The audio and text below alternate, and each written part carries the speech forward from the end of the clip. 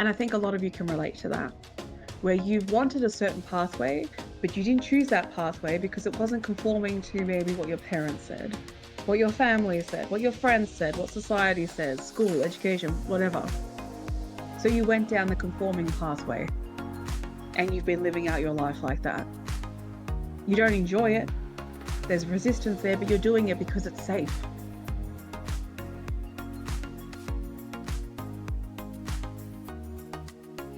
Hello. Welcome back, you guys, to the Daily Humans podcast. I'm Nina. So, whoa, how you doing? Ashley, whoa, nice. Actually, whoa, someone actually put that on our online shopping. On the bag, it has your name, and it had Ashley, whoa. And I was like, oh, they must have heard our podcast episode where I was changing my name. Respect. So I'm now Ashley, whoa.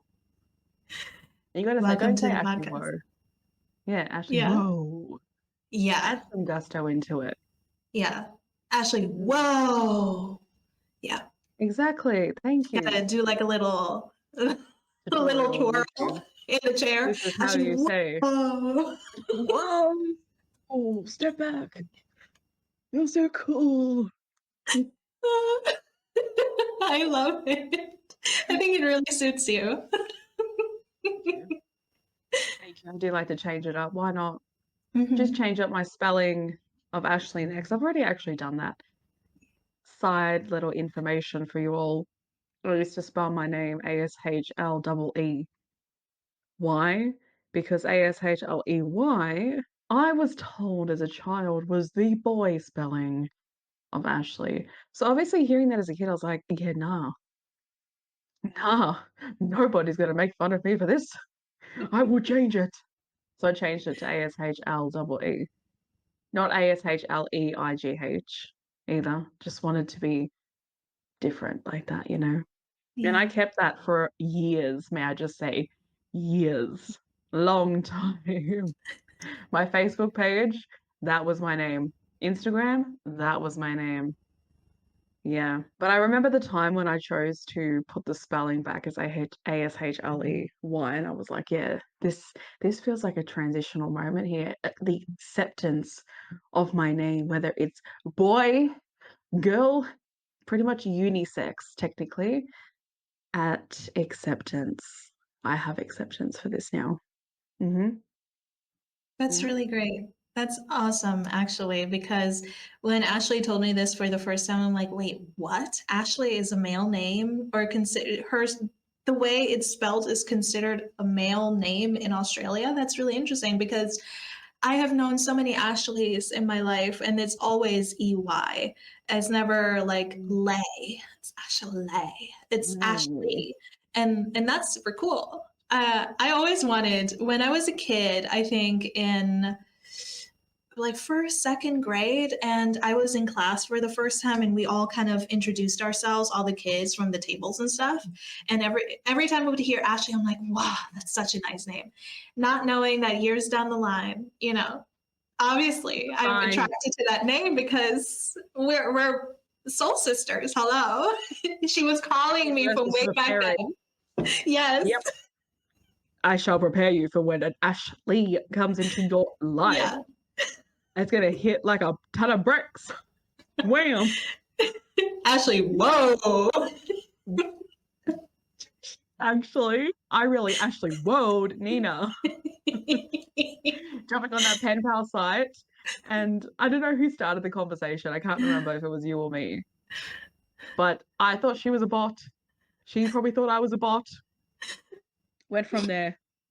Yeah. So we walled each other technically. Yeah. Like figuring if you were a scammer or if Ashley's a scammer, like sussing each other out. I love it, truly. I'd love to go back in time and just watch that play out and wonder what I was thinking and wonder what you were thinking. Yeah. Even when we had each other on Instagram for that long, I'm just so curious what the process was in just having each other there, but just it's amazing how life works. like this, completely unaware of this possibility. So unaware.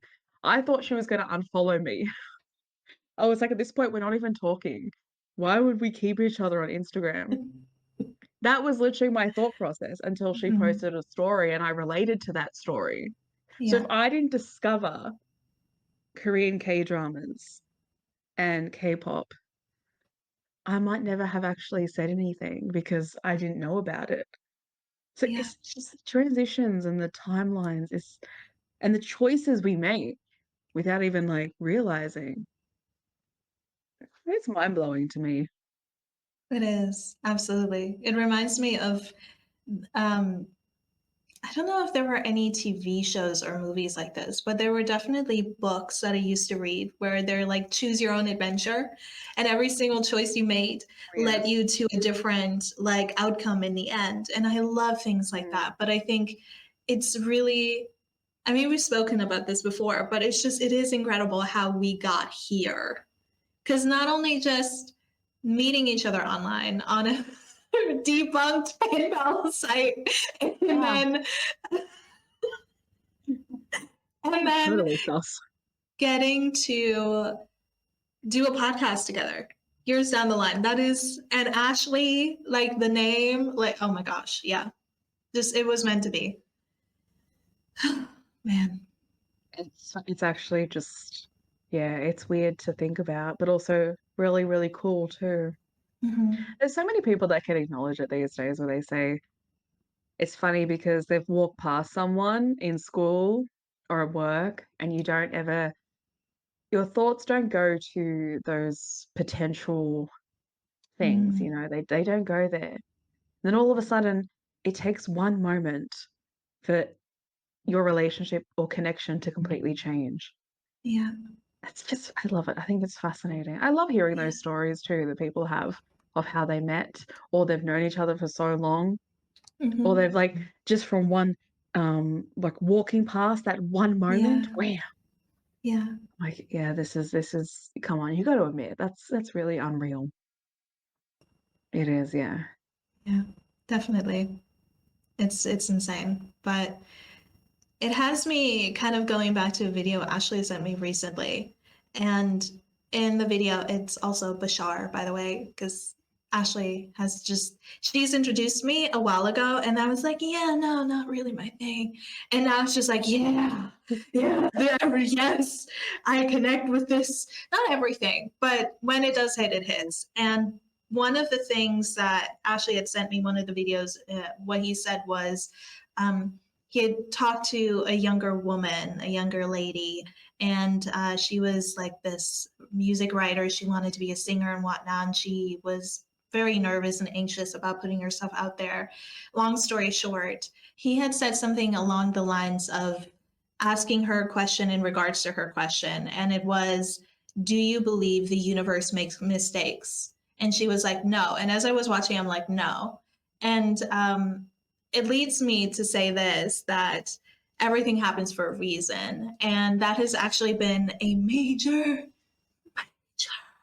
discussion, like huge, over and over and over and over again in my life, personally speaking, but also a very big subject recently that Ash and I talked about in terms of just life and career, and not everything goes according to Mm. plan, and that's fine because the universe never makes mistakes. Everything is perfect all the time, and it's so nice out here. So yeah, today Oh, we thought we might bring that topic to you guys because this is something that I've said to Ash, and I want to bring it to you guys. There's so much changing right now in this world, and we're constantly talking about change and resistance to it and trying to find peace with it and trying to go into the direction, changing who we are. All of these things we've addressed before. But something that doesn't, I say this all the time, this doesn't really get talked about, but it doesn't. It doesn't, at least not that I've seen. We keep going, at least when it comes to career aspect of this, into these lines of I gotta have this career by this age in this specific way. And we force ourselves into that route, into that box, into that stereotype of whatever it is that we're pursuing, thinking it will fulfill us and give us what we think we need. But within those industries, there's so much wrong, and there's so much change that continues to not happen because of capitalism, because of just not having the resources. I don't know what it is connected to, but we force ourselves into boxes and ways of living and careers and ways of existing, thinking that will be the end all be all to our distress and frustration of our current situation, not realizing that those very environments are broken too. And so today, we shall share our wisdom. I wanted to come onto this podcast today and just shimmy. I don't know what to shimmy. I don't know why.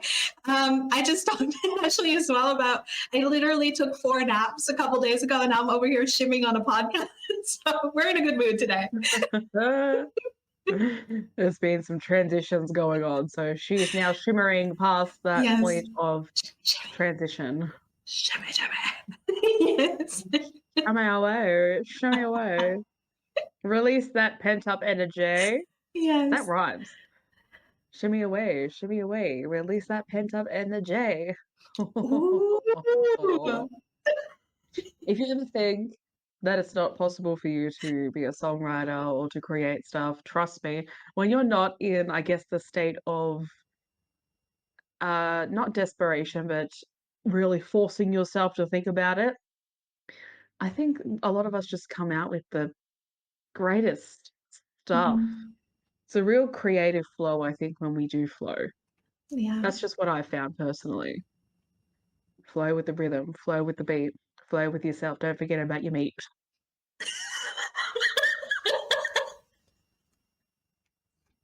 Yes, that's gold. Actually, we gotta make you a single or whole album, honestly. Yeah. Make me a single. Yes. Hey, I'm up for anything, even if it's a skit single, Yeah. whatever. Yeah. It was us. We're actually having a conversation. We're having a team meeting, and we are doing some skits. Anita was really coming at it. It was early in the morning for her, but she was absolutely spitballing this, that, this, that. And I was looking at her like, you need to get up early more often because you're coming out with some real stuff. Thank you. It was good. Thank you. Maybe next time we'll make an episode at 7 a.m. for me and we can like roll off of that. Maybe the earlier I wake up, the less my rational mind is awake. And that's, I can be more snarky and fun and creative. Maybe that's the key. Maybe I just need to be unconscious, not subconscious, unconscious. About that, what were you potentially, were there any thoughts at 7 a.m.? I think it was 7 a.m. Were there any future thoughts, present thoughts, like career, all this stuff? Did that No, hit you at 7 a.m.? no, I just had fun. No. There you go. Answer. Because during the day, there's more time to process shit and shit comes Yeah. up. 7 a.m., she was too busy thinking, I want to go back to bed. I would do anything to go back to bed. That's what she was thinking about. Get this work meeting done. Oh, no, it was actually super fun. I loved it. I said it then, I'll say it to you guys now. There will never be a different work environment that'll be more fun and better than ours. So fantastic. Thank you for creating such a great environment for all of us, Ashley and Jay. And I just had this new, I don't know if you've seen this before, Ash, where it's like this meme, I guess. It's become a meme where Snoop Dogg was, I guess, getting his star on the Hollywood Walk of Fame. He's like, lastly, I want to thank me. I want to thank me for putting in the hard work or whatever he said. And it just like, reverberated in my brain just now. But yes, everything happens for a reason. And yeah, today we shall dive in. A big thing that recently helped me out a lot, yet again, was Ashley's words of wisdom. I've mentioned prior that the last few days have kind of been a downcast for me. Energetically speaking, I was very tired, very depressed. Depression came in and out, more so anxiety about the future, kind of relating to what we spoke about before with like waking up in the morning and your brain just like, you're a loser. You know? Because I'm happy, clap along. If you know what, you just suck balls every day of your existence and of your life. Continue. We laugh, but we cry on the inside. Anyway, um, Scream. Like heavy metal. Like screamo. Holding on by a thread. yeah. Sorry, continue. No, please go on. I love you, Ash. You're amazing. No, but Ashley has kind of really helped me get out of it in a really interesting way because I didn't think it would. Her words, they always get me out of a dark spot, one way or another. But in this case, I was so what felt like at one, like the thoughts about the future, the fears of it, the pressure, well, I need to get something together, I need to figure it out right now, I'm lost in life, I will forever be in this place. These thoughts and I were at one. I was it and it was me. I felt so not validated, but just connected to the idea of that the feeling of it and the thoughts of it really suppressed me in every single way, shape, and form. And it took me a couple days to process because it came in slowly, it creeped in the night. And when I opened up to Ashley about it, when I sent her a message and just I was releasing, she was like, this doesn't feel like you, this feels like the old you. And I was like, what do you mean? What do you mean sold me? No, no. On the inside, when I heard her say that, I was like, no, like I feel like I'm really, really at one with this right now. Like this is where I'm at in life. She's like, no, this is the old you. And the more she talked, and I'll get into that in a sec, but the more she talked, I realized yet again that so many of these thoughts that had come up, regardless of what it was based around, whether it be future, career, my worth, what is my life going to be, why am I not in the position other people my age are, et cetera, was rooted in unhealed teenage self. And we've talked about various different archetypes within our soul, within ourselves, and how they show up in present day experiences and realities. And I think a lot of that, I mean, I still have to journal it out a bit more. I still have to sit on it and work through that. Ashley really illuminated to me how you are not what your thoughts are. You are not your feelings. These are just old things coming up, old conditionings, old beliefs that are no longer where you're at. And this is essentially something you're filtering through. And I am approaching my womenly time of the month, my honored time of the month. I'm so, so grateful for not. And that at times can bring up things that are unprocessed within ourselves. And ever since, by the way, also something Ashley told me, revealed to me, and something that I never thought about before up until she said it. And now I see it. And in this moment, I identified with my pain so much I thought it was me. But in reality, it's not. It's just old conditioning. And creating that distinction in that moment from just the few minutes of what she heard me talk about is just insanity to me in the best way possible. I'm trying to change that word now because I feel like I use that word too much, but it's mind blowing to think.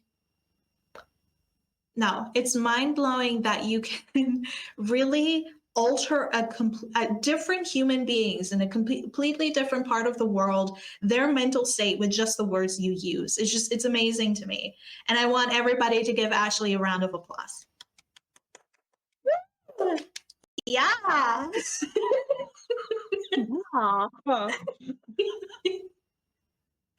Oh, but no, what she really helped me with is kind of go back to the base question of why am I forcing myself into a box instead of letting myself experience the growth within the unknown, within the kind of in between zones of our lives, let myself experience becoming something that I want to be, not having it figured out, and letting the universe, letting life guide me towards it one step at a time. Because all of this always happens for a reason. And if we go back to what I said at the intro, that I truly believe in my heart of hearts, the universe doesn't make any mistakes, then this too, this moment in my life where I'm so stressed about the future, and I know so many people can relate to this as well, has to be there for a reason.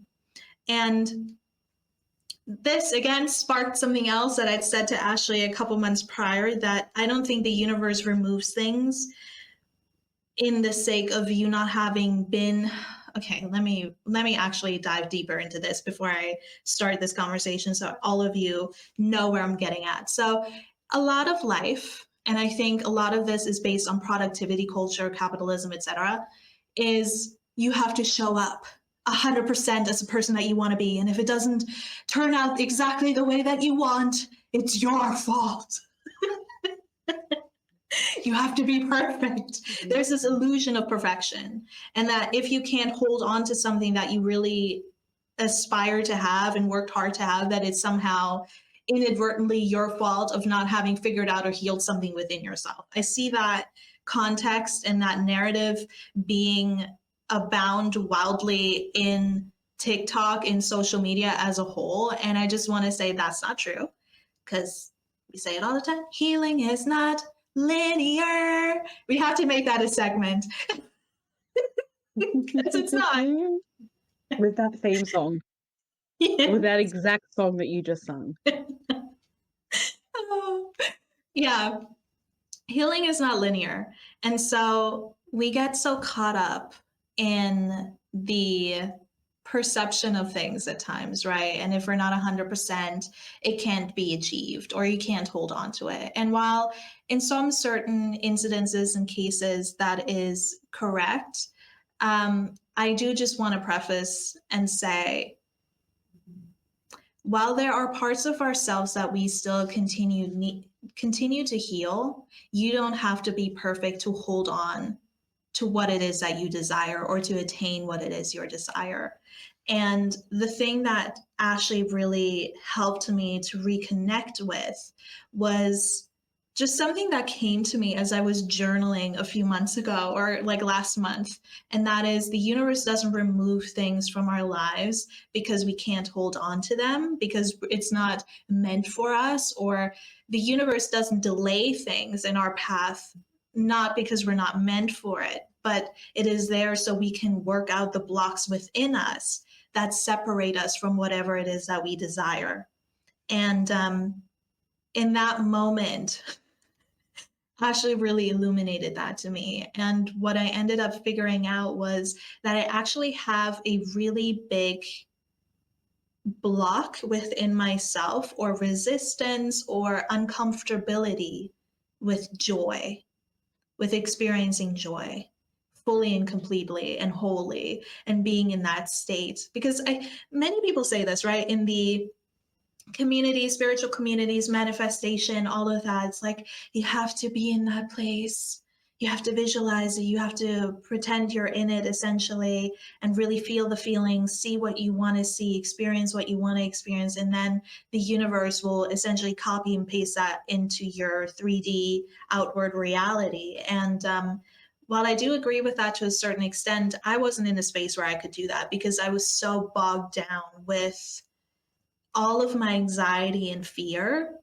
And that started a whole new conversation with my future and myself, in the sense of, I know not to make decisions based off of fear in an anxious state, or being in a dysregulated state. However, when you are in that state long enough, you start to believe the lies that your brain is telling you. And for me, it turned out in the sense of, you are anxious and frustrated because you haven't figured it out. Therefore, you have to move in any kind of direction. Just take a step forward, do what is possible, force yourself into it, even if it doesn't really resonate or doesn't really sit right, or you have no idea how it's going to come about. And that's one thing. But you have to force yourself down this line, which is usually in a very box ideology way of what society has taught you to be right and wrong, for you or not for you. And if you just go down that path, if you have that certain career, whatever it is that you think you need in the moment of hesitation, when you're in and completely overwhelmed by anxiety and fear, that'll set you free from the anxiety and fear. When in reality, you will never be free of the anxiety and fear, and making decisions based off of those emotions, based in a scarcity or lack mindset, will only create a stronger bond with that fear. The only way you can let go of it, the only way you can move forward from it, is to undo the blocks within that make you believe you have to go down a certain pathway, or it has to look a certain way for you to be happy. Does that make sense? Mm. Yeah? Yeah. Mm-hmm. Yeah, okay. So it is something that I'm currently working on. And for me, major mind-blowing moment was the whole thing of I have been considering becoming a psychologist. Yeah, a psychologist or a counselor. And it is something that I was always very interested in. I'm very interested in the mind of the human being, why people do what they do, et cetera, et cetera. I really want to help people. So my mind was like, well, if you're interested in the way people work and you want to help people, why don't you just do psychology? Why don't you just go get a degree in that? Get a third degree. And luckily, I'm not in debt, but it is something where if I were to pursue that, I would most likely incur massive amounts of debt, which is something that generally doesn't align with me. And the idea of psychology in and of itself, while it is a field of interest for me, it doesn't seem 100% aligned with what it is that I want. Like, it's just not a yes, that's the thing. It's not like this aha moment. It's this, I'm forcing myself down a certain way in a certain path that was put before me by society, and the way that looks. You can only help people in this career in this way. There are many other careers, yes, but this is the one that's best. Instead of the opposite, what Ashley has, the idea that Ashley has presented for me is that, hey, there are multitudes of ways in which you can move forward in life. Ultimately, it will always be your decision to make how you move forward and what choices you make. But this boxed ideology thing that you're doing right now, the thoughts and the past that they are presenting to you, is not all that there is. And I think when you live in a state of fear and anxiety and frustration with current reality, you can start to think that that's all there will ever be, is that frustration. But that's a lie. That is not reality. And life, if everything is meant for you, and if the universe, whatever you believe in, never makes any mistakes in your life, and you can only get better if that's what you seek to choose for yourself, then you also have to open your mind up to the idea and the belief that you do not know everything. Which, by the way, very big problem for my brain at times. I do not know anything about life, actually. And in accepting that and letting that in, can I then give up the fallacy of all the ideas that my brain in fear mode comes up with to alleviate that fear? I want to say this in a more direct way, because I know hearing this and feeling it on the inside when life teaches you this, when life illuminates these moments within you, is a little bit different. I'll say it like this: your fear anchors you to the thing that you're running away from. So you have to let go of the fear, work through the block, and then also at the same time, open your mind up to the idea and the possibility that there's more out there than what you perceive to be. and more possibilities for yourself than you perceive there to be. And in the letting go, in the working through the blocks, will you then continue on the journey? And in fact, that is the journey towards what it is you actually desire. So yes, that's my piece. An important piece. Thank you for your piece. Thank you. Thank you for your words Thank you. and your wisdom. You Thank smexy you. librarian. Thank you. She says it like, thank you. So bilingual. Thank you. Thank you. I think American TV shows, I've heard them say thank you like that. Thank you. Yeah. Yeah. Yeah. Yeah. Yeah. So it's like our no. For Americans, it's yeah. Thank you. Yeah. It's like that fry, that vocal fry. Yeah. Yeah. Thank you. Crispy. I feel like they We could all make a have horror our way. movie with that. I'm coming to get ya.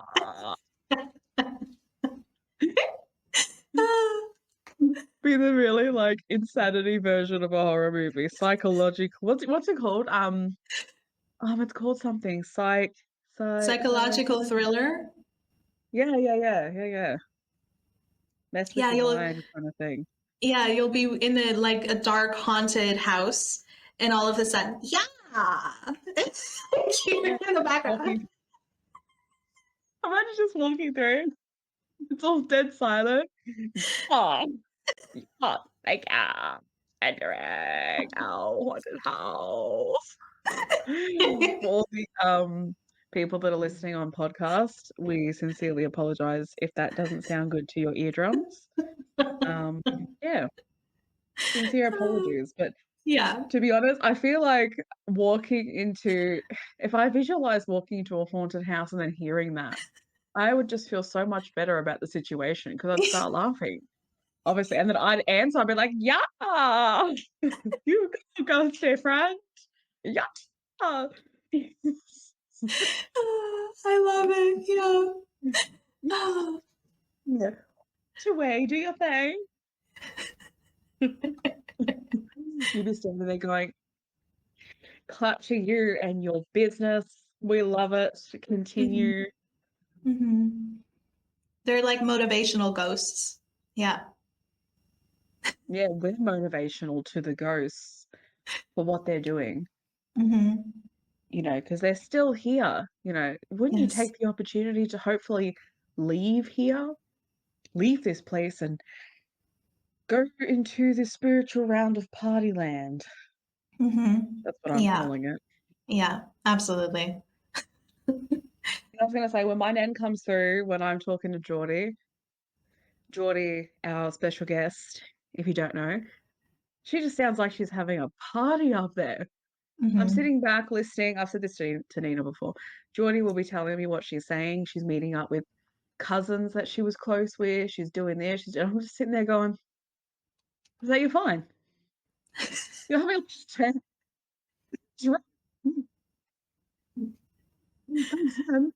That's I lovely. love that. I love that. I'm Yeah. glad she's fine. I'm glad she's okay up there. But when she comes through, it's just like, I'm good. I'm good. Mm-hmm. I'm meeting all these people. It sounds like a soiree. Do you have a cheese board, Nan? What else is happening up there? Everybody's crying. Meanwhile, your grandma is just partying the night away. Like, yeah, the afterlife. Woo! I did, right? I was sitting there crying, being like, "Oh, she's come through. This is so good." And then I hear she's met with this. She's doing this. She's doing that. I'm like, "Oh, I'm up there."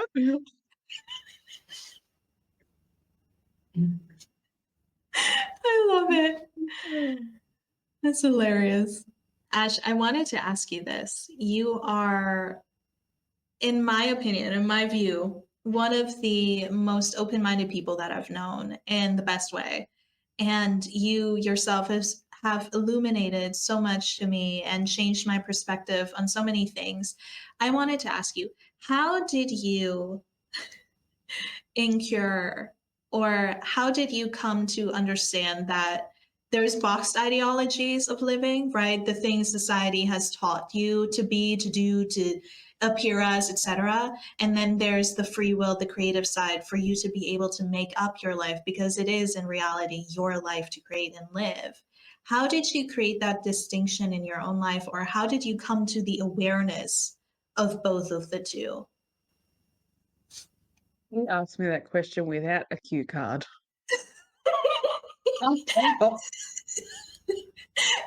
I can pause it if you'd like. You can think about Intelligent. it. Switched on. So I have two diplomas in holistic counseling and traditional counseling, 4 years of study. That was around the time I think that I really started to question what I actually wanted to do and how I wanted to do it. Because I hadn't ever really considered a solidified foundation when it come to career. And I mean, if you listen to some of our episodes, you get ideas as to why. Obviously, with our last episode, that's an indication talking about suicidality.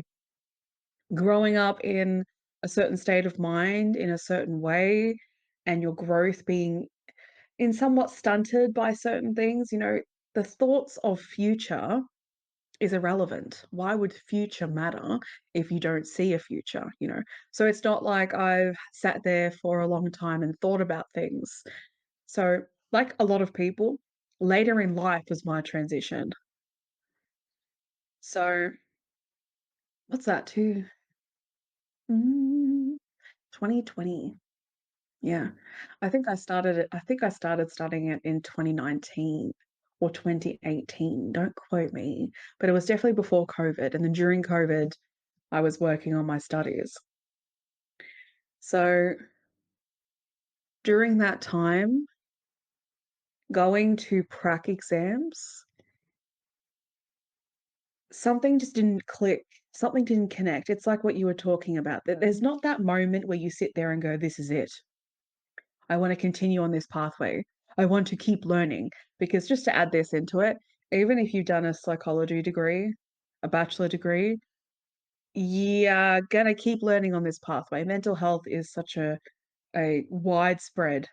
There's just so much to the complexity of mental health that I feel like you just never stop studying, in my opinion. And I don't mean paying for stuff too, just news articles or um podcasts and articles from other people, you know what I'm talking about, research. There's just so much out there. And hearing how other people would conversate and hearing how we would run our pracs and what we would do, client to student, we'd play it out, role play basically, and then we'd have theory work too. I just sat there and I thought, hmm. I also thought about the psychologists that I see and the environment of that. I thought about all of this stuff and I started to really incorporate that thinking with my awareness on mental health. And I just kept thinking and thinking and thinking and thinking and thinking because we do a lot of that, don't we? We just think. We spend most of our time thinking. And then when I had to tell this story, there was someone that came into my life that presented, and not like as a friend or anything like that, but they presented a certain behavior that really just dived me deeper into that thinking where I thought, this is too boxed for me. This is too boxed. I'm hearing things come from someone that's been in the field for a while. Nothing against them either. It's not like that. But it sounds too boxed. And with all the complexities that exist in our society and the unlimited amount of experiences that people are having, boxed doesn't, for me, work with that. That's my personal preference. So, when I finished my studies, there was a lot of issues that I had personally with, do I go down this pathway? And I was offered opportunities as well. I was offered opportunities, and I didn't think I was going to be, you know? I felt like the dumbest person in the room, completely out of touch sort of thing. But the amazing thing is that, just to add that too, is that the way that you see yourself is very different to how other people see you. You're the one that's lived with you, so you have a lot of judgment on self. That was one of my learning lessons too, is that not a lot of people see the way that I do things, the way that I see it. Just to put that out there as well. So I got opportunities and I sat there and I said, right, this is a really tough thing for me because I know that the opportunity that's presented offers me a chance to leave, to experience elsewhere, and to have, a different kind of life in a different way. But I knew that it would be a boxed way. It'd be me in a room, client on client. And yes, I guess that's the point of studying counseling, but I am more someone that likes to move and I like to be hands-on. And I really want to just, I'm a moving person. I need to be out there, basically. I Yeah. can't sit in a room for so many hours.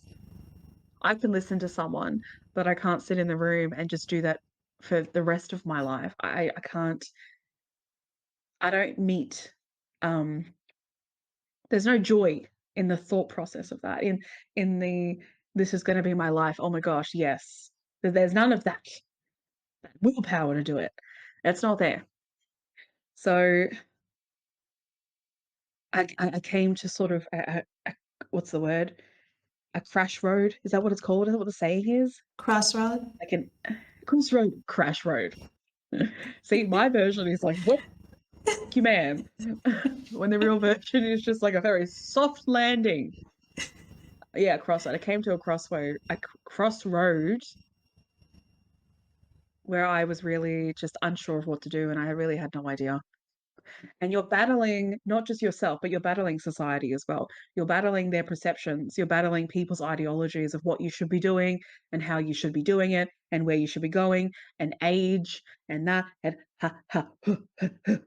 sort of feels like it's here, there, left, right, up, down, side, like everywhere, just belief systems.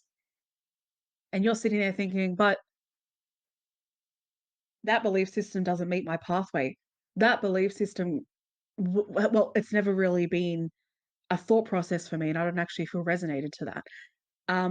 Yeah, that's not really my life. So, and I don't even want that. You're looking at all of them and you can feel the resistance to it. But when you're one person amongst all these people that believe this one way of thinking, in a sense, yeah, it is difficult to think and validate that thinking outwards. It's difficult to see beyond that because essentially we as human beings, we want to fit in. We want to be seen, heard, and validated. And when we feel the resistance towards that, when we feel like we're doing something that is completely eradicating that possibility, it's like a survival mode. It's like your nervous system switches into place and like, no, no, you have to go their pathway, otherwise you won't be accepted. You won't be loved.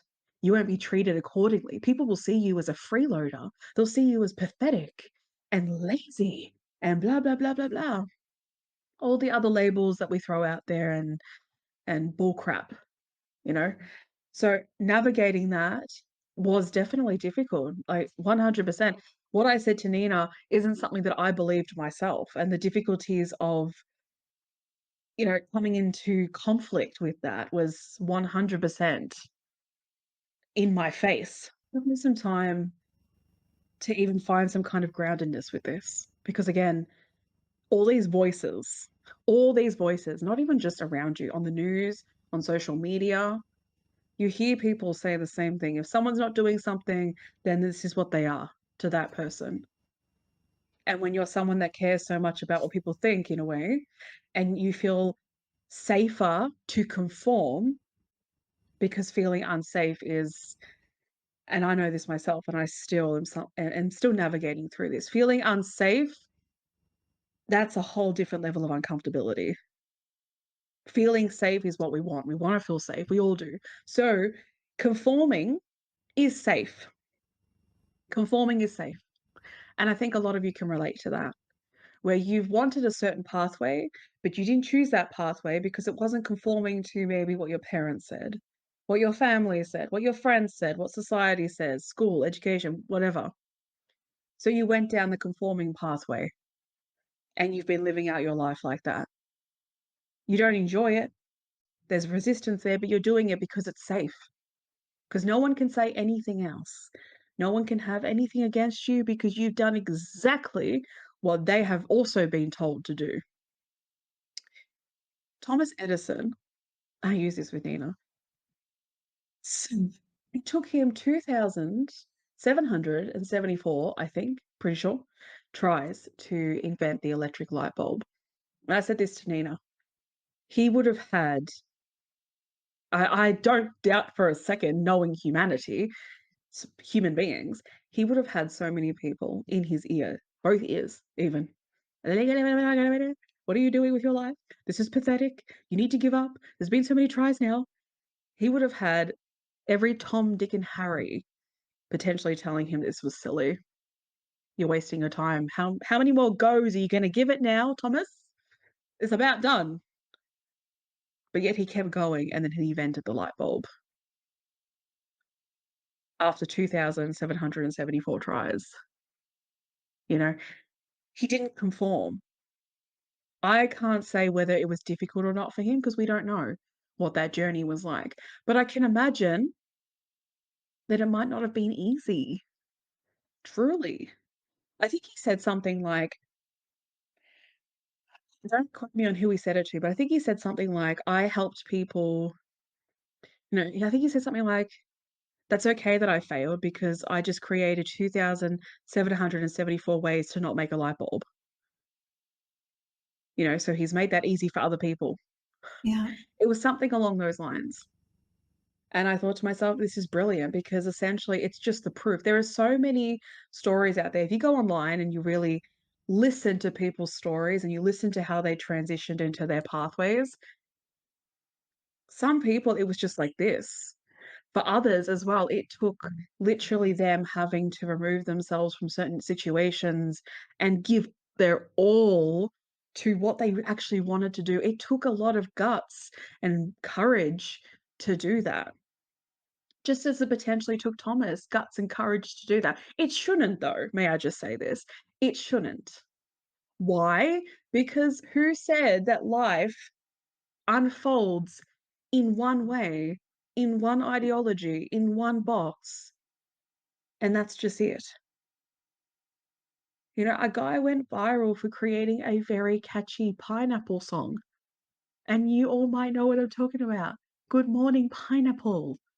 That song has been flushing in my head for days now. So catchy, and that's just human joy to me, just the expression of him.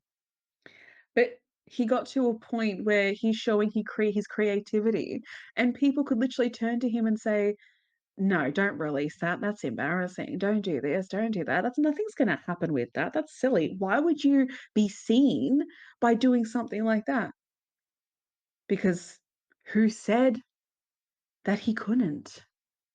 Who said that it can't happen? You're just illuminating the same things that have been said to you. And I said this to Nina. It's kind of like everyone passing the same bricks to each other. You have to follow in this one line of becoming a doctor, lawyer, or what was the third one? Doctor, lawyer, there was a Accountant. third one. What is it? Accountant. Yeah. Yep. They're like the main three that I hear. I Hmm. mainly hear doctor and lawyer. You have Yeah. to become a doctor, lawyer, or an accountant because it's money. Because it's money, essentially. And that keeps getting fed to us to follow in these pathways. And then it completely eradicates and invalidates all the other potential possibilities out there. Even enough so that human beings start invalidating things that they deem as unworthy. But who said they're unworthy? Because there's no big money dollar sign attached to it. Or you've been taught that it's an impossibility for anything to fly a different way that you haven't been taught. It all comes down to human beings not feeling safe, but also not believing in self, not trusting self, and thinking that if it hasn't happened to anyone else around them, then it's not possible for you. Mm, yes. Yet people have left such hostile environments. They're the first one to leave. YouTube, when it became a thing and makeup influence became a thing, who could have really predicted that? Unless you're in astrology or spirituality in that way, then yeah, definitely. But aside from all of that, who could have predicted that makeup would have become so big back in 2016? Right. None of you could have predicted that, but it happened. And people made a job out of it and people loved it. They created a makeup line. And I bet that if they had said that to anyone around them, they would have said, make a career out of makeup? What? Online? Online? Influencers? Yeah, because the possibility is endless, it's limitless. Songwriters, musicians, artists, poetry writers, they all exist because human creativity is limitless. Anything can be invented. You might think that oh, everything's been invented. It's all done. It's not. Because human beings and their creativity, we have no idea the capability of that. We really don't. Yeah. We really don't. So, to let Nina speak, I just want to say I got to a point where I realized that if I were to keep passing on the bricks that were passed down without any fault to anyone, because it's not about that. There's no fault. We're just doing what we've always known. And I was always doing what was safe for me, at least an illusion version of it, honestly, because I was never happy in it. And that's the whole point, is that when you're passing on these bricks, there's no care factor what that does to that human being that you're placing that brick on their shoulders. You don't know what that's going to do to them. Your expectation on their shoulders, it can't meet theirs because it's not theirs, it's yours. It's all yours. My misery, part of my misery was thinking that I had to live this way, the way that everyone else wanted me to, that was validated for them and their boxes and the bricks that have been put on their shoulders, which then conformed me to such a suppressive mindset that my potential is useless. I have nothing. There's no purpose for me. Because I don't want to live that life. I don't want to live the same way. It doesn't feel like it's my pathway. I feel like the decline in mental health also comes from not living true to you in a lot of ways. And there's a lot more to that, but I do believe, and I have felt it, the pure in-depth depression from even getting to a point of suicidal, from ever thinking that I have to live this one way and there's nothing else for me. I could not picture that. I did not want for that for myself, but I couldn't see any other way. And you remember when we had this conversation? Yeah, Yeah, absolutely. yeah. It had its trials and tribulations, but I'm advocating for the reality that openness with possibility. If I were to have children, that would be the thing. The openness to the endless possibilities and the potential that they can create from their bare hands, from their minds. We all can. How do you think, just to say, how do you think all of this was created in the first place? How do we have these microphones? How do we have a webcam? Hello, big summer blowout. If you've seen Frozen, you'll understand that reference. How do we have all these things? A human being created them, and someone probably told them it was impossible. No, I can't wait to see what you all are going to create next. keep creating. Yes. Wow. Wow. You see how it blew my mind, right? Like her words, they hit. No, but it's so true. Everything you said is so true. It contributes so much to the mental instability within so many different people on this earth because it's been portrayed this is the only thing you can ever be, and everybody else has to live up to somebody else's standards of living and not to their own way of being. And it had me thinking when you spoke earlier. I think a lot of the reason why people also choose to go the path that has been paved before them rather than walking their own way or finding a new way of being, new way of existing, new way of work, etc. Not just because it is safe and they seek the approval of their peers and it feels safer and you're in community that's already established, but also because you don't then have to remove yourself for a period amount of time from the people you know to figure out all the internal stuff within. It takes a lot of dedication and commitment to sit with yourself in the mess of things, in the unknown of things, in the in between, and figure out where is my heart leading me towards? What sets my soul on fire? What gives me joy? It takes a lot of work and it's a process, as again, to figure it out. And some things come, some things go, some things stay, some things remain. And like you said, the very things that we experience now, the table that I'm recording on, the laptop, the webcam, all of this was an idea in somebody else's brain at one point. Maybe the idea stemmed from another idea, but at some point, none of this existed. And if you had told a caveman, however many million years ago, hey, we're going to sit on the internet and make a career as influencers, as podcasters, they would have looked at you like you're, like from a different planet. Create a mental asylum and send them there. That's basically what people do. Yeah. Right. And that's the thing. Oh my gosh. Thank you for saying that. I think so many people, especially in higher positions, we see this all the time with like smaller creators being ripped off by larger ones and stuff like that. They try to tell you you can't reach what they reach, or you can't do what they do, or all the ideas have already been done, so that you don't create a counter market or counter effect to what they've already produced. They will continue to reel in whatever benefits they have off of the people that they're receiving it from, whether that be capitalistic or otherwise, but it doesn't create competition. And oh, wow, this is connected to so many different things. So Mind is just popping with ideas. yeah, it's blowing my mind because here I am 2-3 days ago wallowing in not knowing what to do with my life and figuring things out that I know that are more realistic. That's also one of those things. You got to be realistic.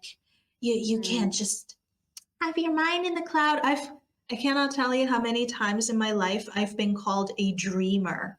And when I was a kid, I thought that that was a compliment. And as I got older and got into an adult age and started reaching for things, doing things that my predecessors haven't done and haven't even thought about doing, it's always, oh, you're such a dreamer. Your head's in the clouds. You're really, it became an insult.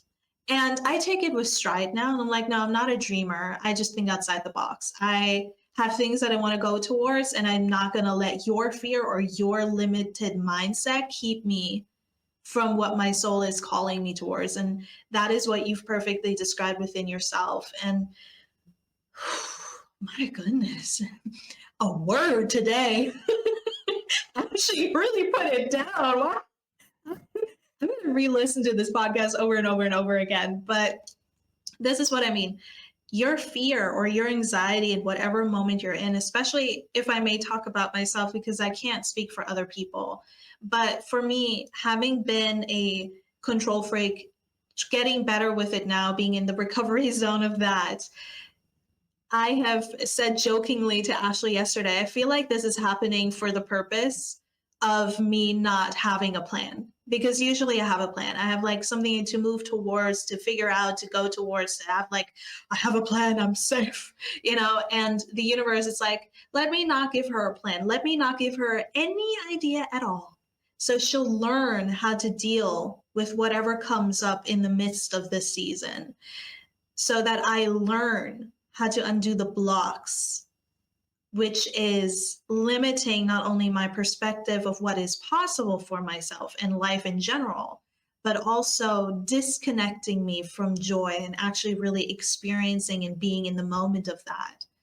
And it's amazing. It's proof to me, this conversation that we're having, the conversation that I had with Ashley, that really divine people show up in your life at the right time, at the right place. And if you have open conversations like this, it can really just push you forward by so much. And I said this to Ashley as well, and I don't want to forget this aspect of it. You can live your life as if it is a checklist, and you can have everything checked off exactly at the same time you want it to happen, in the same way, with the same people. You can have the career, you can have whatever it is that you desire, right? And then it all falls apart 10 years, 20 years later. What do you do then? You have to start over, right? You have to figure out what's going on from that point on. And so just because you're in a season of not knowing what's next doesn't mean something better isn't coming in for you. Even if you've had everything that you've always dreamed about and it fell apart later in life, it is something we can't control. But I think something that really affects me at times, and my mind kind of gets small, is within the idea of I have to put in work to constantly continue to grow as a human being. And I like being a person that has an open mind and wants to continue to grow, but also it's kind of exhausting. Let's be real, it's kind of exhausting. It is. And sometimes you just want to be comfortable and coast, but it's actually a privilege to continue to grow and evolve and learn and be put into these hard situations, even though it doesn't feel good, because everybody at one point in life, one point or another in life, has to relearn something, do something new, go a different way, go down a different path, reinvent themselves, or have to start their life over. Whether that be you moving to a different place, starting a new career, getting into a new hobby. If you really want to embody life and you want to live it fully, if you're that type of person, there will be a constant renewal in your life, a constant end and a beginning. And the more you're resistant to that, the more you hold on to the fear, the more it grows, the more you stay in a dark space. And the journey of allowing yourself to be in the becoming, to be in the zone of not knowing, to let life grow you whilst you not having complete understanding of what's going on, is really a beautiful thing, a scary thing, but it is important for your soul's evolution. Because if it's not, oh my gosh, yes, thank you, I remembered. You are a generational, what's it called? A generational curse breaker. That's not the right word. No, but as somebody who's breaking generational curses within your bloodline, within your family, doing something new, doing something different. For some people, that's going to college or going to university or starting a career, getting a new job, being a creative, moving to a different country. You're one step ahead where the past generations have been. And you can create with that what you will. It is hard. It's not easy to undo all the work that's there, but it is so worth it, because with the evolution of that, like Ashley has stated herself, you then make it easier if you decide to procreate and have children for the next generations, or even other people. You allow other people to be in a creative space, to live life a little bit differently. Beauty gurus, makeup artists, they have a lot more room now to be who they are and to go into that field because of the people that were there before who made those, who set those stones for them. The same in the music industry, the same in any creativity field, and also every other field on the face of the earth. We all learn from each other and grow from each other and evolve from each other. Therefore, the bricks that you are laying today, like Thomas and Thomas Edison, Thomason, Thomas and Edison, Thomas Edison before, we're all benefiting from his work now. We have electricity, we have laptops, that all came from him in one way or another. And so, really, wherever you are in your journey of this, I'll let you speak as well, Ash. Even when it doesn't feel good, even when you're lost, and I speak this from my own self, try to get to a point where you can kind of put down the weapons, the need and feeling of protecting yourself, and just be with yourself. We've talked a lot before about how amazing it is to find people in your life where you can be yourself around, where you can just be. You have to learn that for yourself too. How can you let yourself be and not meet it with judgment and criticism? Yeah. I just want to ask, for anyone that is attached to realism, what is realism to you personally? Because if you were to go back in time and if you asked maybe those in the 17th century what realism is to them, and then you pointed out that in the future there are going to be cars that drive themselves, and that is 100% a possibility, what do you think they would have said to you? Potentially exactly what you're saying to others now, right? But yet we have cars that are driving themselves now. The existence of things is and will always be a possibility in a human experience that has and will always evolve. Always. And I do validate as well that a lot of people are coming from families that have been through the absolute ringer, have immigrated to another country to escape. I acknowledge the really embedded generational trauma that is surviving on survival and has had to survive on survival, right? And in a lot of ways, that plays out to the expectations on children and what they do as they get older. And like you said, going to college as the first one in the family lineage to do that. There's expectations. The stories that I've heard as well, the stories of how in depth the expectations go, it is quite serious in a way of we understand and validate what they went through. My mum's side has this experience, and you validate that. And I have no idea what that would have been like. I've heard the story, but I do not know what that would have been like. But I validate the survival that would have come from that, the protection, the need to have so many things in order to have security, because security was never there in the first place. I validate all of that. But the thing that I hit a crossroad, the thing that had me hitting a crossroad, and for anyone else as well, if it resonates, because I can say all this, but it is up to you how you take this guidance, whether you do or don't, that's up to you. It all comes down to they don't live your life. They can't. So everything that you experience and feel and go through, only you will experience, live, and go through. So if you're living a certain path that follows within their expectations, right? But it doesn't resonate to you and there's no direct connection to that, what kind of state does that put you in? What kind of implication does that have on your life? So are you really breaking the generational cycles here? Is that really a reality if things are being done because they're still in those mindsets. They're still in that security mindset.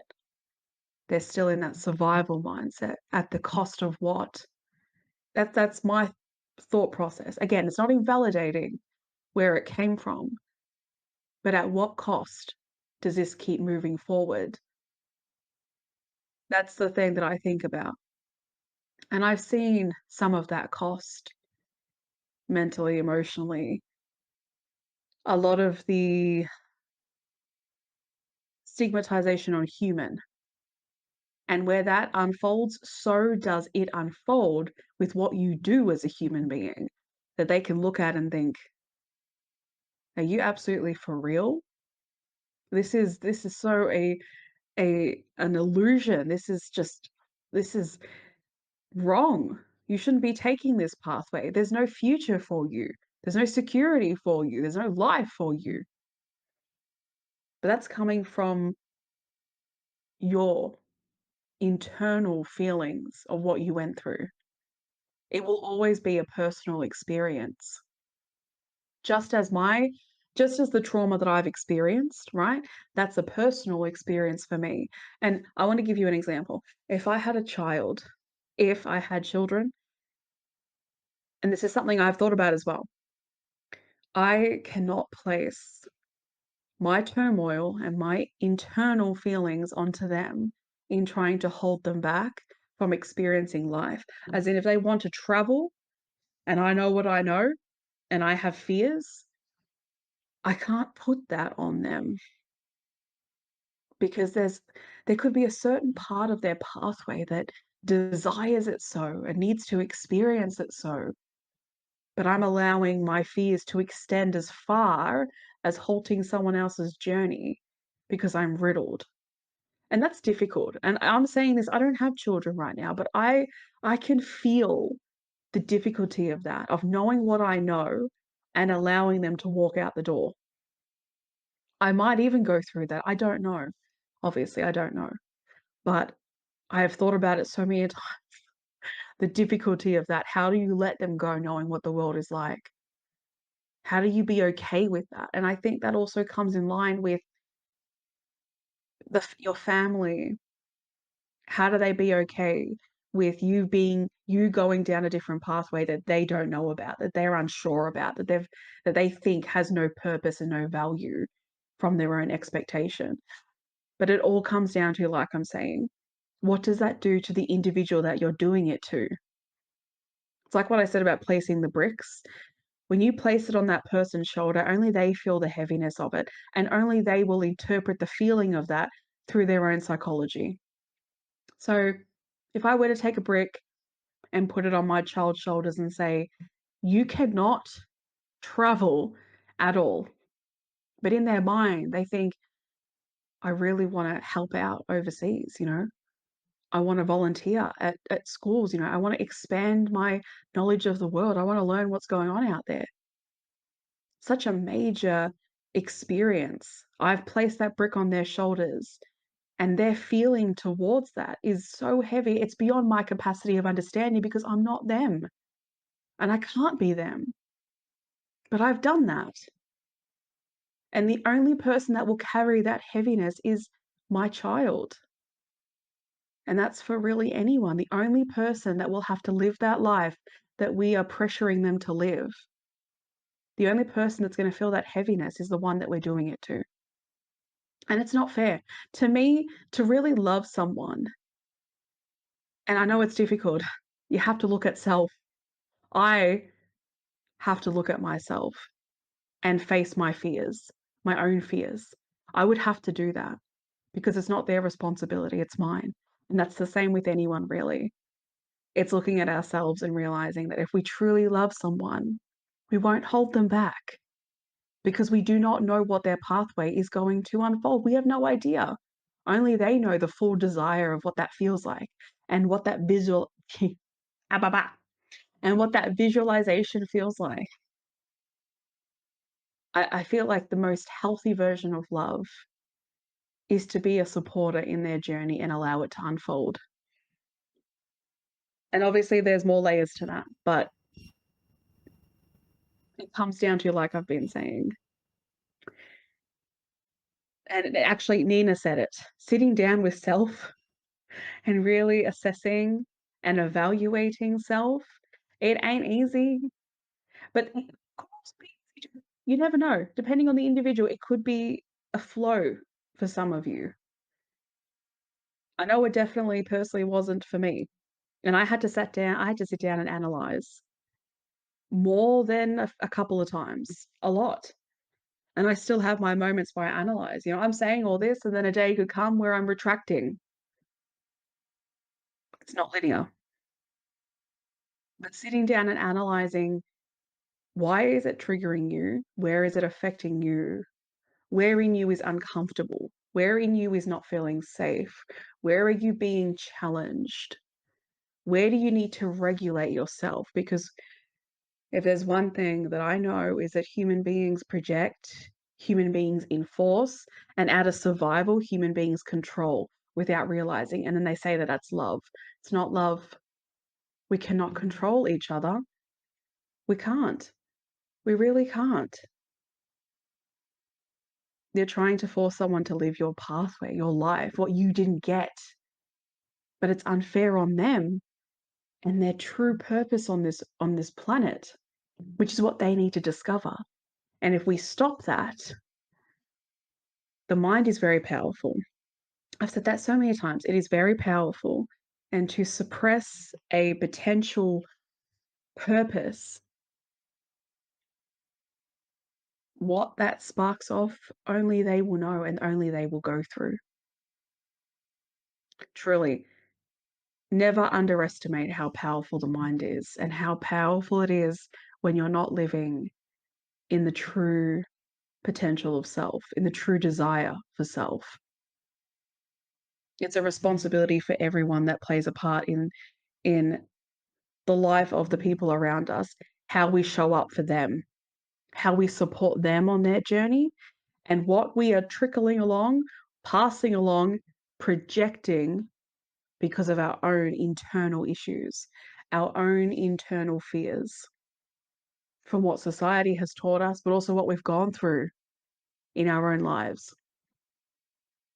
Breaking the cycle is exactly that, is breaking that cycle and not passing on the bricks. That's my analogy, is passing on the bricks. Stop passing on the bricks. There's no need. There's no need. Thank you for coming to my TED Talk. See you Thank you next for time. having it. If I may say one thing, and this is something that I recently thought about and recently just for the first time, oddly enough, really just finally clicked in my brain. And that is in terms of being a cycle breaker, a generational curse breaker, etc. My father, he was born in America in a household only, and I mean only, dependent on being in the military. Only. That was your only path. His grandfather, his great grandfather, his father, him, his brothers, everybody had to go to the military. And I don't know if that was compulsory back then in his time or if it was just a family thing because the family did it. That was how it rolled. That is the only choice you have. Maybe it was a bit of both. That's kind of where I think it may lay.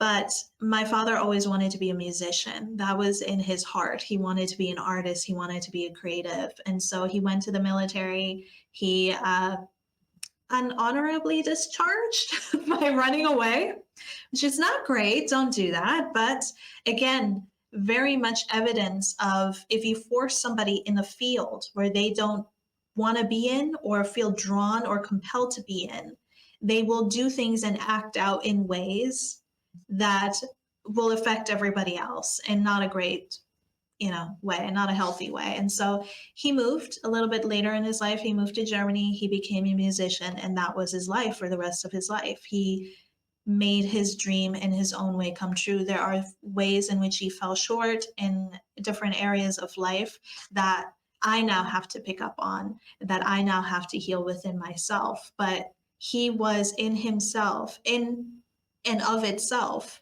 a generational breaker, a generational curse breaker, cycle breaker by choosing something different, going somewhere different, and creating his own path. It wasn't perfect, but it was his life. And the same with my mother as well. She never liked Germany, so she moved away and she started a different life in the States. Everything's there, but in each and every aspect of my family tree, there was a status quo. On my mother's side, it's living in Germany, very, linear. This is how you do it. This is how to do it. This is how you show up. This is what you must do. This is how you need to live your life. And then breaking out of that, on my father's side, it was the military. And then breaking out of that, in some ways, I have inherited both of their essence of being in terms of not wanting to be controlled and then also wanting to be creative, but still finding myself in a field of I'm being boxed in.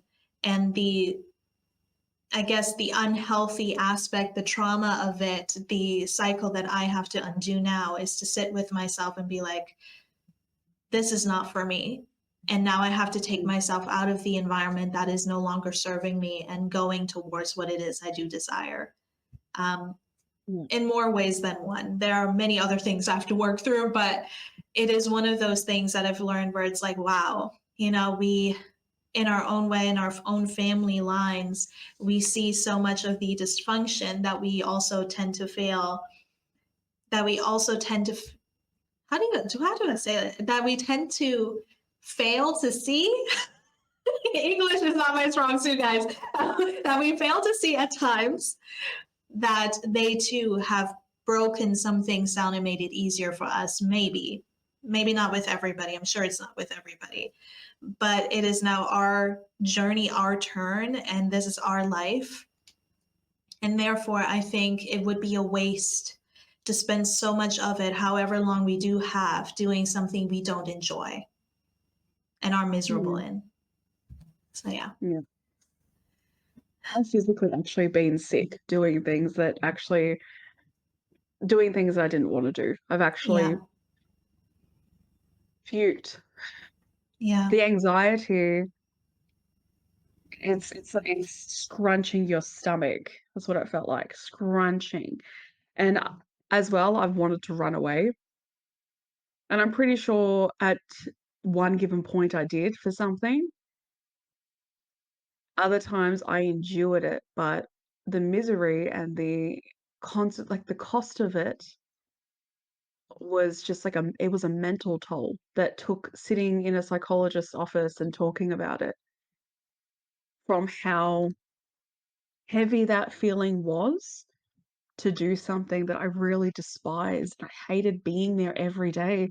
I hated going there. I hated knowing it was coming up. That feeling is really heavy, and we underestimate how powerful mental health is and emotions are. I remember someone saying once that they would rather do what they actually want to do, or they'd rather not be here. And I've actually said that to Nina personally as well. How in depth this goes. I don't think people can fully comprehend that. And I understand why, but I also can't stress it enough how powerful it is to not be living the life that you want to. Not even having contentment or groundedness in that. You know what I mean? And we can validate the difficulties even of present society. We understand. We do. But these conversations are a showcasing of the possibility, and it's up to each individual how they interpret and unfold that possibility. We're not here to control. It's up to everyone, just as it's up to us as individuals how we interpret these things and how we want to interpret and what we want to do after that. But yeah, when you were talking, I immediately thought back to those moments, and I thought that it's just, I have so much proof as to how much it can really F with your physical health, your Yeah. mental health, your emotional health, when you are doing things that you don't want to do. And it's so normalized that Yeah. you should be doing things that you don't want to do. What? Why? A lady recently passed away at her work desk and no one noticed that she was gone for 4 days. 4 days. Everything people say in the analogy of that, ask yourself why exactly. Why does it have to be hard? Why does it have to be a struggle? Are you only validated and worthy to exist in society if you're struggling? You have to struggle to be considered that? You should be doing it the hard way to be considered worthy as a human being? But then human beings are advocating for suicidality and mental health. As I've been saying, the toll that it takes to force yourself to do it the hard way when you feel every part of you not wanting to do this and not wanting to be a part of it. I have heard people literally talk about choosing, they'd rather death. They would rather death than that reality to continually be their reality. So why are we normalizing that conversation? Why are we normalizing that reality? Yeah. That was beautiful. Thank you, Ash. I think a lot of us can take from this episode today and really think on it, really reflect upon it. I most certainly will over and over and over again when these feelings and these realizations tend to weave. They come in and out, it's a process. But thank you guys for coming in today, for checking us out. Shimmy on out, Ashley. That's shimmy, shimmy. Shimmy, shimmy. Have a good Slowly weekend. just move out of the frame. Just slowly move out of the frame. Bye, Shimmy yourselves guys. through your week. Yes. It's Monday, Monday, Tuesday, Wednesday. Just take that and just shimmy your way through it because why not? Shimmy. Yes. Why not? Why does Monday have to be a misery? Why does Tuesday have to be a misery? Why do we have to wait till Saturday to no longer be in the state of misery? No, Yes. we could choose different. Thank you for coming to our TED Talk. Happy Sunday. Enjoy your week, friends. Au revoir. Bye. Au revoir.